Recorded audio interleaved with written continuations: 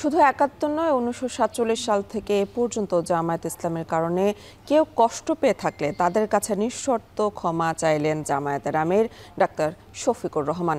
বুধবার যুক্তরাষ্ট্রের নিউ ইয়র্কে coalition of Bangladeshi American association কোবার উদ্যোগে অনুষ্ঠিত এক মতবিনিময় সভায় এ কথা বলেন তিনি।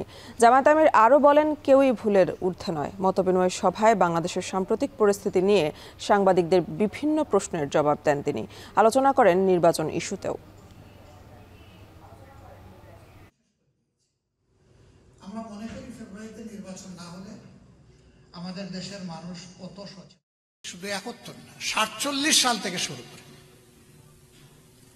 জামাত ইসলামীর দ্বারা কেউ যদি কোনো কষ্ট পান, কারো যদি কোনো ক্ষতি হয়ে থাকে, আমি সব ব্যক্তি এবং সংগঠনের পক্ষে নিঃশর্তে আমি আপনাদের কাছে ক্ষমা চাই, আপনারা আমাদেরকে ক্ষমা করে দেবেন। আজকের দিন পর্যন্ত আমরা ভুল করি না, এই কথা বলবো কিভাবে? আমরা মানুষ, আমাদের সংগঠন একটা মানুষের সংগঠন। আমাদের ১০০টার মধ্যে ৯৯টা ডিসিশন সঠিক, একটা তো বেঠিক হইতে পারে। সেই বেঠিক একটা ডিসিশনের জন্য আমার জাতির তো কোনো ক্ষতি হতে পারে।